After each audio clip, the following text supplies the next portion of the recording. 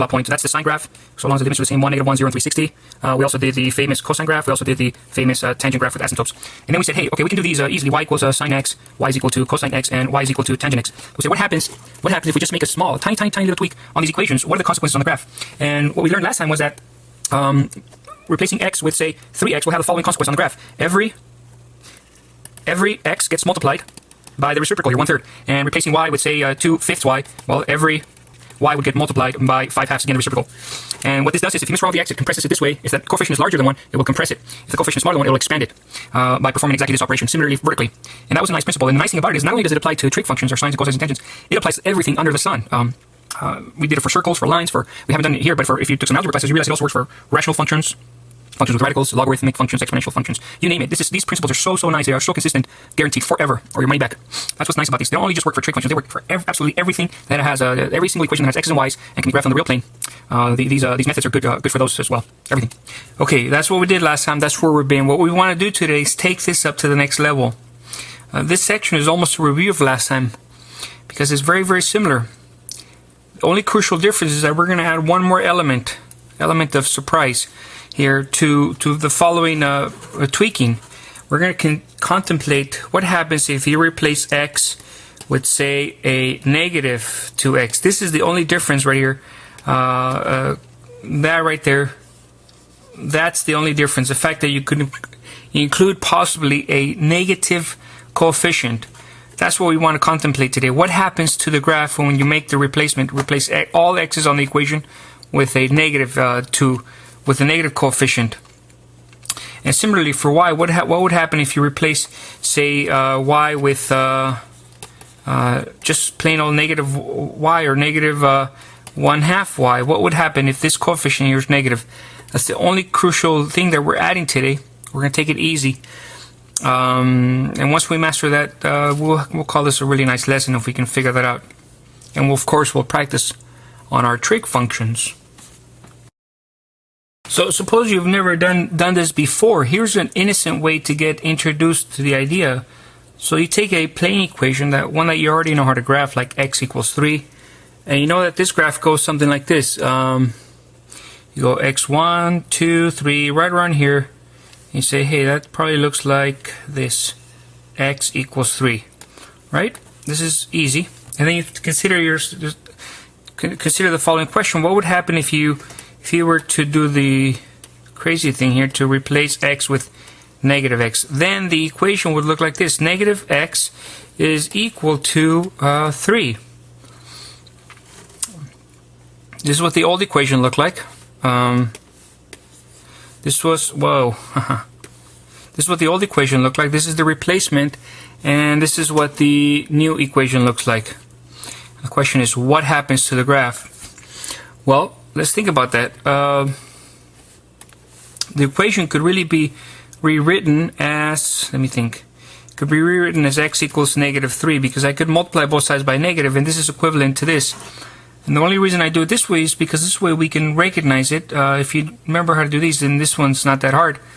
X equals negative 3 would be probably, you would take this graph here, you would copy it, paste it here, and then you'd say, alright, this looks like x equals negative 3, so that looks like this, x equals negative 3. And there's your graph, x equals negative 3. So let me summarize for you. Here's the principle. This is why this is called the flipping principle.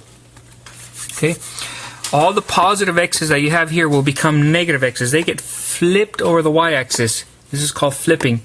Flip hands. You thought these were just a pair of pretty hands, huh? They can also do flips. Positive x's become negative x's. If there were any negative x's on the graph, they would get flipped and become positive x's. It's almost like folding it and taking a mirror image of it. Sometimes it's called reflecting, or you could call it flipping, whatever. The name is not as important. A rose would smell just as sweet by any other name. That's what Shakespeare says. All right. So here's what happens. Positive x's become negative x's, and it gets flipped this way. Similarly, you can imagine if you were to replace positive y's with negative y's, the flip would occur this way. So this would be the principle. Let me summarize the principle for us. I'll summarize our principle in a brand new page. We'll add it to our old page. How's that? Okay. We'll add replacing x with a negative x. We'll have the following consequence on the graph. You flip over the y-axis. Okay. And similarly, replacing y with a negative y, we'll have the following consequence on the graph. You would flip over the x-axis. Capiche? Alright, talk is cheap. Let's actually try it on some of our famous functions. We're going to try it for our trig functions, but I'm telling you, this stuff is good. It works for any x, y equation in the entire galaxy. Okay? But let's try it for our class. Our class is trig functions. So let's say, suppose you wanted to graph y is equal to a sine of negative 2x. That's almost the same as what we had before, but this crucial difference here, the negative 2x part. You say to yourself, you know what? That's related to the famous one, y is equal to sine x. If I can graph this one, which I can, goes from negative 1 to 1, from 0 to 360. All I gotta do is just tweak it a little bit to get to this one. Here it is. It's going to be here's what I'm noting. X. I'll do it just in a different color, just to make sure we emphasize this. I'm replacing x. Got replaced with negative 2x. See that x right there? Got replaced with negative 2x. So the consequences will be a flip over the y-axis. That takes care of the negative, and every x gets multiplied by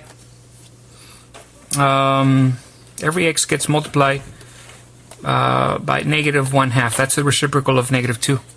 If you do that carefully, you'll be in great shape. Here's how I'm going to do it. I'm going to take my box here. I can even do this super carefully here, just to make sure everybody understands what we're doing here. So we'll just take care of the modification on the graph on top of this one, and then I'll draw it in a brand new graph over here. So every x has to be multiplied by negative 1/2.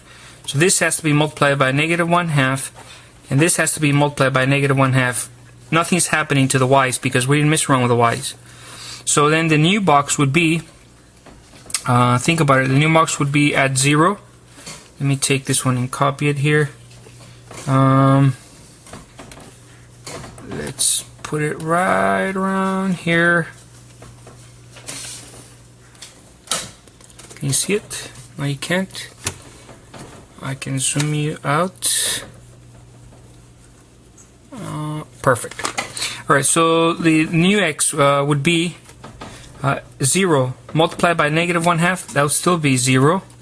Then the other x, 360 multiplied by negative 1/2 would be negative 180. So that would put you right around here, negative 180 degrees. The y values, nothing's happening to the y value, so the y value is still 1 and negative 1. These 4 points, these are the two left sides, left and the right, the two vertical sides, the two horizontal ones, to give you the bounding box, the reference box. Now, all I do is fit my box in here as nicely as possible. It's perfect. And now I fit this, and now you have to be careful here. It's not just fitting this picture exactly as it looks here, because of the negative right here, that right there, that causes a flip. So it's more than just copying this picture here. You have to imagine getting it flipped this way. Flipped it. So now this side right here will be on the other side, and this side will be on the other side. Mom. Yeah, Diego, miss up my video, won't you, buddy? You can't mess me up. Mom. Come on, buddy. Alright, just let that slide. He's gone anyways. Alright, so this gets flipped over there, so it's not going to be positioned the same way. Now it'll start going up this way. There you go. That's what happens when you flipped it from the right side, flip it over to the left side, and it got compressed. So this one had a couple things going on. The negative tells you a flip. The 2 tells you a compression by a factor of 1/2.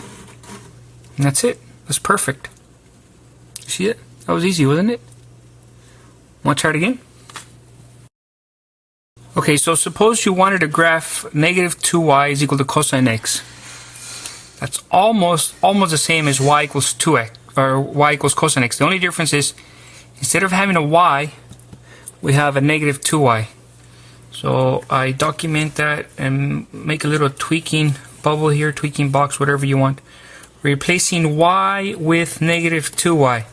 That will have you multiply all the y's by -1/2. And in the process there will also be a flip. Of course, positive y's become negative y's. Positive y's become negative. So this is a flip over who? A flip over the x-axis. So I'll document all the changes here in this box here. All the y's have to be multiplied by -1/2. So this has to be multiplied by -1/2. This has to be multiplied by -1/2. And where does that take me? Well, by the way, nothing's happening to the x's, so leave those alone. Because I look at the x's here. The x's are still the same as before. X's, nothing happened there. The y's are the ones that are being changed. So we multiply all the y's. I got 2 y's, one on the top and one on the bottom. The one on the top becomes -1/2. The one on the bottom becomes -1 times -1/2. We become positive, so it would get flipped to the top. So this would become +1/2, and this would become -1/2. So my new box would be, where would my new box be? My new box would be, would go from, let's see, would go from 1/2 to -1/2, and the x's would still be the same, 360. And I have to fit this one in here, but not the same way, because it got flipped. So it would look like this stuff would be on top, this stuff down here would be on top, this would be on the bottom, this would be on the bottom. So let me see if I can do it. This would look like, this would be the top, this would be the quarter. Alright. Beautiful. Take your time. That right there, that would be the excellent graph. It got flipped over the x-axis. Okay, pretty easy, huh? Maybe it's time that we try one with both flips and compressions. Why not? You guys afraid? I'm not afraid. Let's do it. Okay, so suppose you wanted to graph this. -3/2 y is equal to sine -1/2 x. You're thinking, you know what? If it didn't have this coefficient and it didn't have that one, that would be a rather simple one. Namely, just the y sine x. We're already experts at this one. Done. Then you say, these are small tweaks. On these tweaks, I know the consequences. These are small tweaks. I know the consequences. This one, for example, is a flip. The y's become -y, so it's a flip over the x. And it's a stretch. 2/3, you would have, all the y's have to be multiplied by 3/2. So it would be stretched this way and flipped. That's this part. The -1/2 x, the negative means that positive x's become negative x's, so it's a flip over the y. The 1/2 part tells you it's compressed. Every x would have to be multiplied by 2, so it would have to be stretched this way by a factor of 2. If you consider that, then this will be a really easy tweak, and we'll get the new graph for the modified version. Okay? Are you guys afraid? Oh, don't be afraid.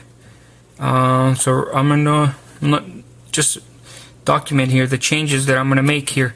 I'm gonna multiply all the y's by -3/2, and of course that takes also into consideration that there will be a flip there over the x. Okay, can you see that? Not. Let me see if I can zoom you in there. Whoa. There. So this says multiply all the y's by -3/2, which is the reciprocal of this, and there'll be a flip over the x-axis. That takes care of that. Now for the other piece, the -1/2 x, we will multiply all the x's by -2, and this will also have a flip over the y-axis. Okay. Now sometimes if this is too much to do at once, you could always take an intermediate step. I know if you have to flip it this way and then this way, that might be a little bit hard to keep track of. So it's okay if you take intermediate steps here. I'll do it in this case. I'm just going to make a little box here. I'm going to focus all my attention on this one right here. On this one, okay? So all the y's I'm going to multiply by negative 3 halves. So this is times negative 3 halves. Whoa. I'm going to multiply by negative 3 halves, multiply by negative 3 halves. So that will give me, this y will be equal to negative 3 halves, and this one will become positive 3 halves. It's 1 times negative 3 halves, and this is negative 1 times negative 3 halves, positive 3 halves. They've got flipped this way. And all the x's I'll leave alone. So I'll go from 0 to 360. And this one will become 3 halves, and this one will become negative 3 halves. And the picture would look like positive y's become negative y's. So now, see, positive y's become negative y's, negative ones become positive. So it would look like this. Let me make an imaginary line here. No imaginary line. Not needed. Perfect. That's what happens when I flip this one over the x-axis, and that takes care of that part of the flipping. Now I got to focus all my attention on this part. Now I got to focus all my attention on that part. On the x's, all the x's have to be multiplied by negative 2, and I have to flip over the y. So I have to multiply this one by negative 2 and this one by negative 2. What does that mean when I multiply those by negative 2? Let me think. 0 times negative 2, that would still give me 0. Done. And this one times negative 2, that would give me negative 180 degrees. Right? And the positive x's become negative x's, so it'll be a flip. And once you've got that down, now you're ready for the big times. I'll draw it here. Why not? No. I will draw it here. I'll scoot this over so you can see where I'm drawing it. And here. And now think about it. I gotta go from 3 halves, that would be right around, that's bigger than before, 3 halves to negative 3 halves. And I've got to make my box here from 180 to, let me see, 0 to negative 180, so that would be right around there. And this one would be negative 180 degrees, 0, negative 3 halves, 3 halves. That's my new box. And from here, so follow the logic. From here, I went to there, and then from here I'm going to go to that one. Okay. From here to here, I got to do a flip over the x. So it's got to be flipped this way, and that will look like it'll start to go down first, like this, and then it'll go up all the way here, and it'll come back down here, like that. And that's it. That's a double flip. Nice, huh? Very nice example where we did both, and this is an important step here, that it's okay to do one flip at a time. If too many modifications are hard to keep track of at once, it's okay, just take your time, do one of them at a time. So from here to here we just flipped it this way, and from here to here we just flipped it this way, and there you could take care of both flips. Okay, let me see if I can zoom you out of there. Maybe we can try another example, one more. Why not? Let's do it. Okay, let's finish off here by taking it down a notch or two. What the most basic thing that you got to remember from this lesson is replacing x with negative x will flip over the y. Replacing y with negative y would flip over the x. Let's just finish off with a very simple but essential example. This one is related to the famous graph y is equal to cosine x, which of course you all know it goes something like this: from 0 to 360 degrees, from -1 to 1. And then you observe the tweaking on the equation, replacing x with negative x, and you observe the consequences on the graph. You get a flip over the y-axis, and every x gets multiplied by -1, of course, the reciprocal of the coefficient. So this x, this becomes 0 times -1. This x becomes 360 times -1, which would be -360. And your new graph would be over here. I gotta go from I gotta go from 0 to -360. The y's are staying the same, from 1 to -1. So I gotta fit my box nicely in there. Let me think. Fit nicely in there. That's close enough. And it's a flip, so I gotta observe the corners. This went from this corner to that corner, got flipped, so now it goes through this corner all the way down, comes back to that corner. Okay. And the other thing, interesting thing I wanted to point out here is that these graphs, it's clearly that this got flipped that way, but if you extend them, it's not so clear anymore what happened. You remember, these are periodic functions. This is just one period. These really go on forever and ever and ever with the indicated pattern. So if you were to go on forever and ever and ever on these, now they really become indistinguishable. Look at this function right here. Okay, and compare it with this one over here, and you see they really are indistinguishable. That's a fun fact. Well, not fun, it's interesting. It's a very, very important fact that'll come back later. This is one of the famous identities. It's that's the next chapter coming up, and it states that something very, very special about these type of functions, where the positive side of the x looks exactly the same as the negative side. When that happens, these functions are called even. Okay, it's one of the characterizations of even functions. These two sides look exactly the same. Alright. Well, the hands can only do so much. You gotta do the rest. You gotta read. This is a combination of 3 items here to get you to learn. Watch the videos, do the homework, and of course do the quizzes. It's really, really important. I think we've done our share of watching the videos. Now it's time for you guys to do the homework. So with that in mind, I think we'll let the music play and finish this. See you guys. Peace.